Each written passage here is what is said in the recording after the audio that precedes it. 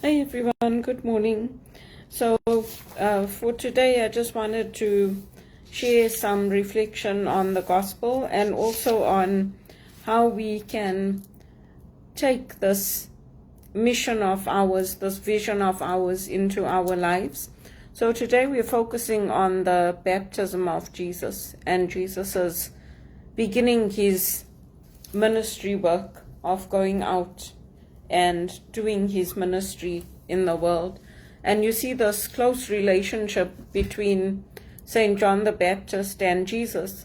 But yet later on, when St. John the Baptist is in prison, you see him sending a message through his followers to ask Jesus, are you the one that we've been waiting for? So we see this ongoing theme of people recognizing but not understanding fully. And that happens with St. John too, because when Jesus comes to him to be baptized, he tells him, I am not worthy to do this for you. And Jesus says, it must be this way for now.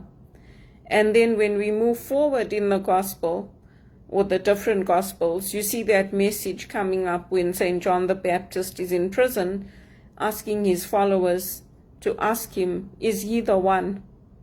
So when we go through our own difficulties, our own trials, our own facing injustice, unjust police, unjust systems, we go through that doubt, we go through that questioning of saying, are you really the one, Jesus? So why am I in prison? Why am I the one isolated?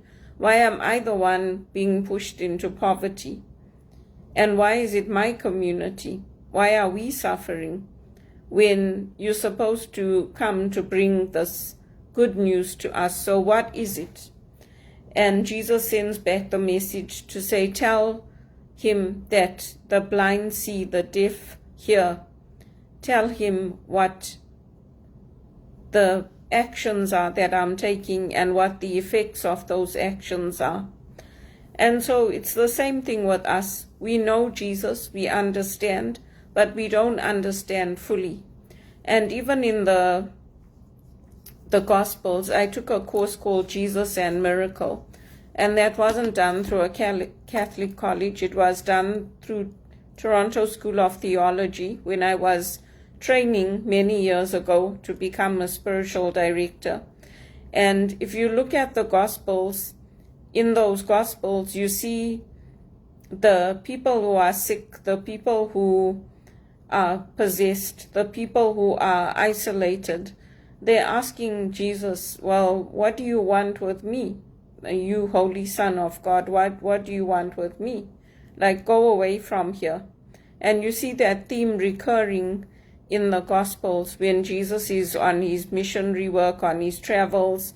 You'll find that even if he hasn't done anything to anybody and he's just going through a district and there's people there who are possessed, there are people there who are living in fear, who are not doing things the right way, when Jesus enters, it's the demons that recognize him. It's the people on the outside that recognize him, and they attack him. They attack him verbally, saying, what do you want with us? Then go away from us. And you see from that the miracles and the healings that take place.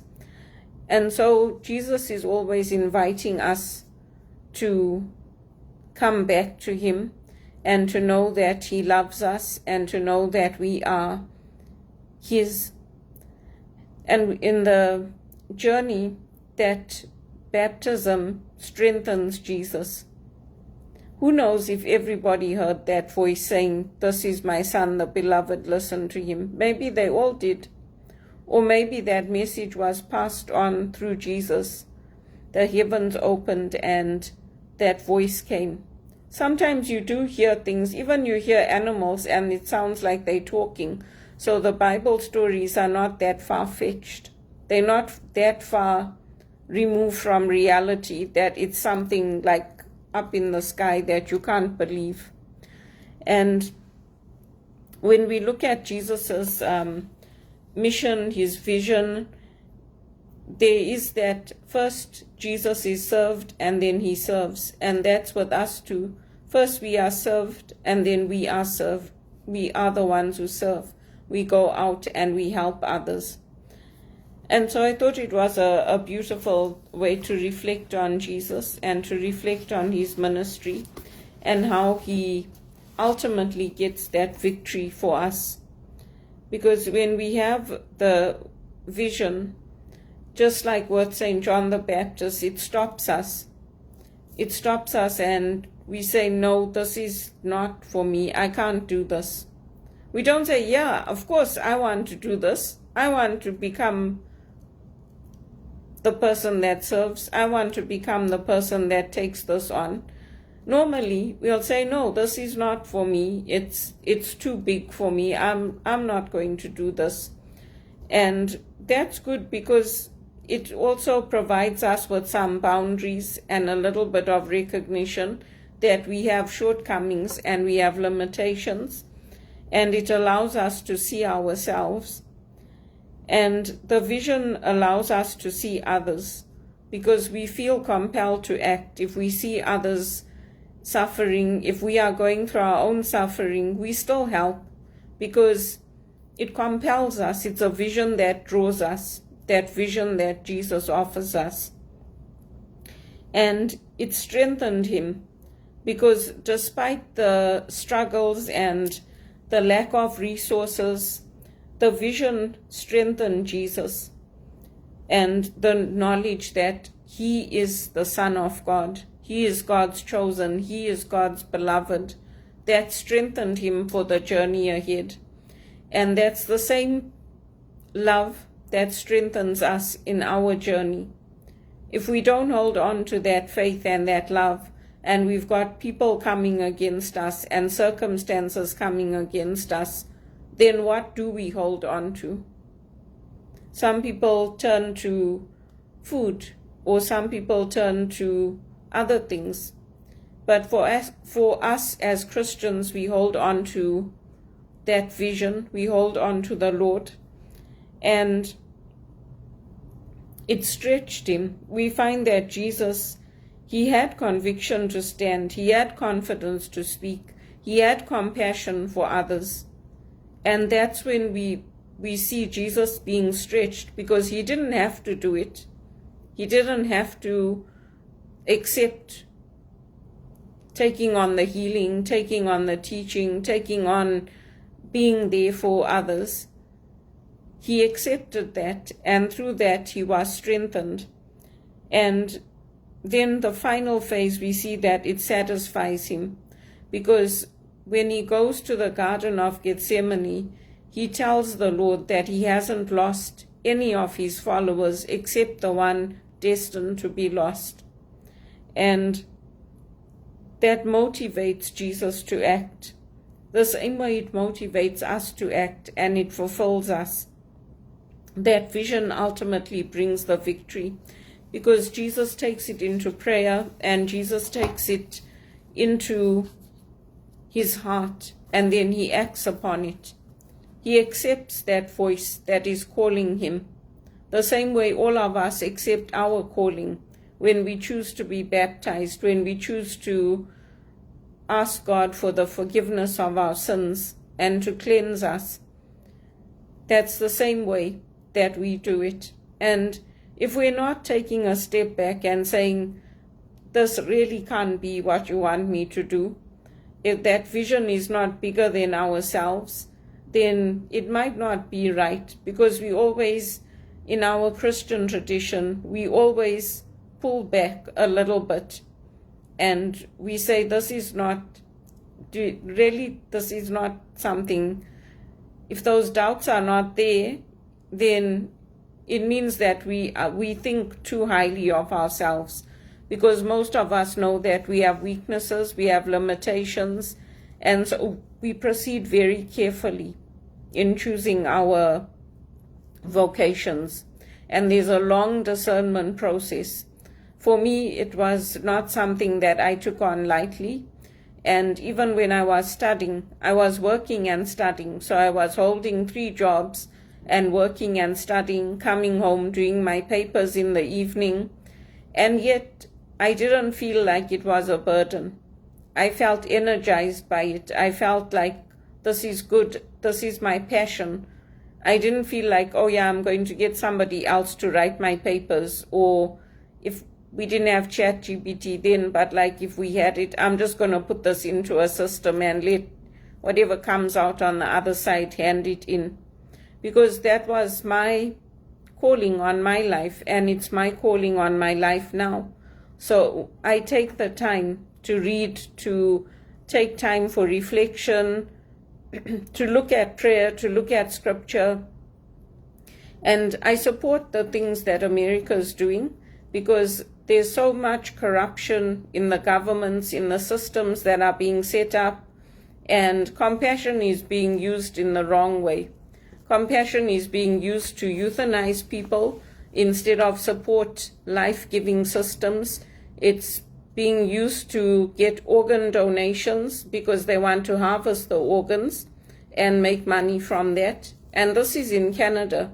No, I don't know about other places, but this is in Canada, and I don't support all those things.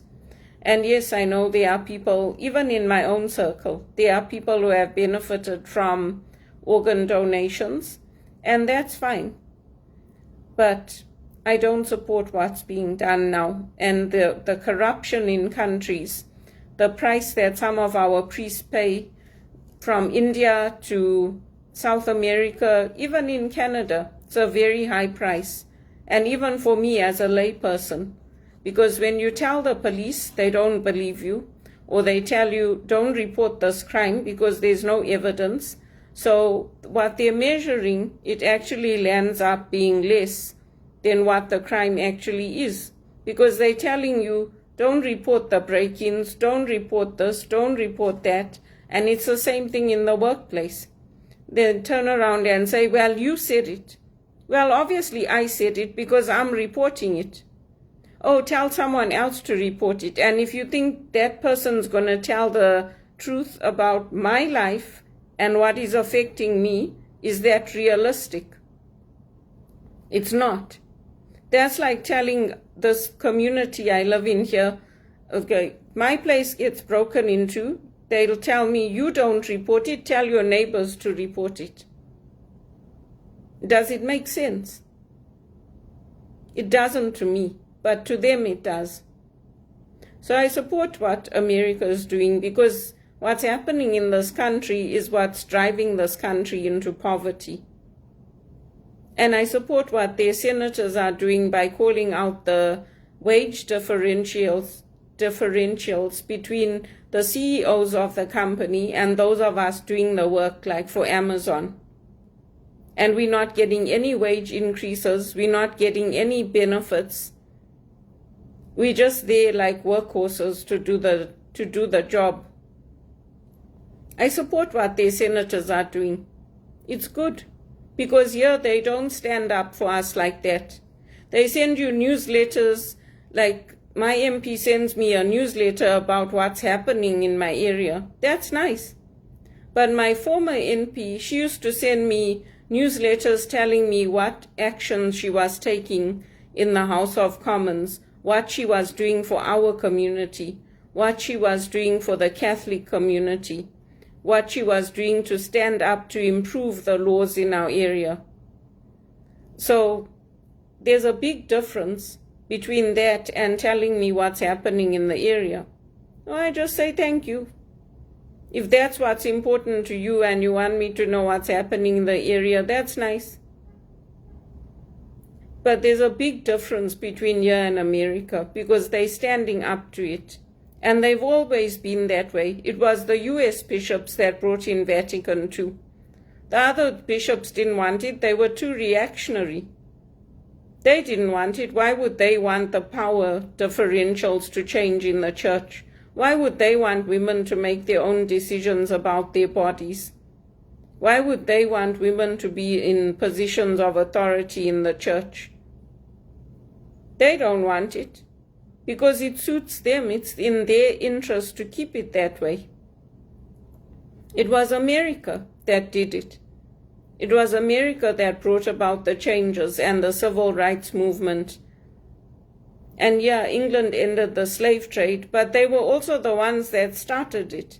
And when we don't use our voices and we don't challenge them, and we don't sign petitions, and we don't stand up for supporting just 2 children families, then it's our communities that suffer. Because there's no children coming in the future to carry on the faith. There's no children coming in the future to teach others our faith and to hand it over.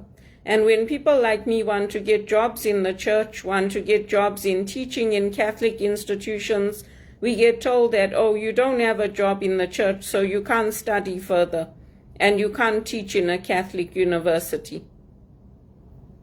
And this is in Canada. This is in Canada.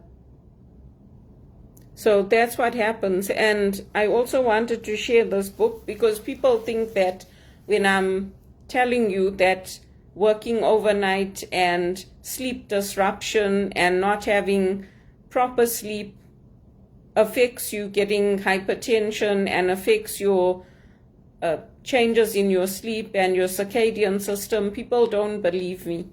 So if you want a book, you can get this book. This is the book I used after the investigation closed 8 years ago, and all the hell I was put through, all the reports I had to make, and then I still got accused of being obsessed and fixated on people when I did what I was supposed to do. This book is called Essential Oils to Boost the Brain and Heal the Body. And these are the same oils that I go back to now because I'm going through the same thing again. I get to a place where I'm fine, I'm thriving, I'm doing well. I'm finally getting to a place where I could earn over 50,000 and then the companies let me go. So this book talks about the circadian rhythms and the sleep-wake cycle, and it talks about how the shift work, travel through different time zones, staying up all night, and the exposure to artificial light can disrupt your body's natural circadian rhythm, throwing off your sleeping, waking, and digestive systems and increasing the risk of health problems that include allergies, asthma, cardiovascular disease, hypertension, insomnia, digestive or metabolic disorders, anxiety and depression, and stroke. Those are all major diseases. And if I had just been accommodated with a day shift and treated with a little bit of respect as a spiritual director and somebody who has responsibilities to the church as well as to the community, my health wouldn't have suffered like this. So restoring the circadian rhythms and melatonin levels can take time, but it is worth the wait, and it does take time. So getting back to normal sleep patterns, because even if you look at our bodies as humans, we are not nocturnal animals or nocturnal creatures. Our bodies, when the light comes, we wake up. When the end of the day comes, our bodies naturally start slowing down. That's part of the circadian system. That's part of the sleep-wake cycles. And it's important to know, because I know people just like, when I try to talk to them, or just leave it. And my life is suffering. And it's the same with the police. It's the same with the authorities. They're fine because they have jobs. They have an income coming in. Their hard work has paid off. But for the rest of us, we don't like it. We don't like it. Even at church, they're having a big celebration for our parish for the 150th celebration. I don't have the money to go. Yeah, there's generous people in the parish that have offered to pay for tickets for some of us, and that's nice. But you still feel awful. You want to be the one to pay for your own ticket. You want to be the one to work hard and know that you achieved something and that your education paid off in a good paying job. Not to always be the beggar, not to always be the one sitting at home, unemployed, and saying, well, what is this about then? What's the hope for the future?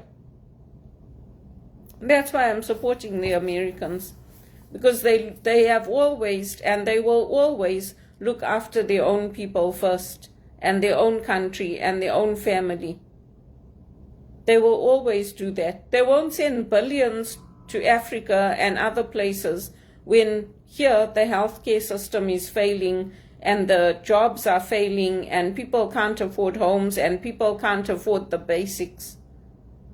They'll try to fix what's happening at home first, and then look at how they can help others. And they stand up for Christians, unlike other countries. They even stand up for people that are killing them. That's what Christians do. So this book is good because it talks about your pineal gland. It talks about how mental health issues are affected by seasonal changes in the weather, depression, anxiety, mood disorders, hormonal issues, impaired circadian rhythms, including sleeping too much or too little, feeling active and restless in the middle of the night, and feeling sleepy at unusual times, not remembering dreams, tendency to overanalyze, headache, nausea, vomiting, difficulty with sense of direction or feeling of spaciness, difficulty losing weight. Those are all related to a compromised pineal gland. So this is one of the books I used to supplement my recommendations by Dr. Ng, and it's very good. And I made up the creams and the oils to support my health, and I use them.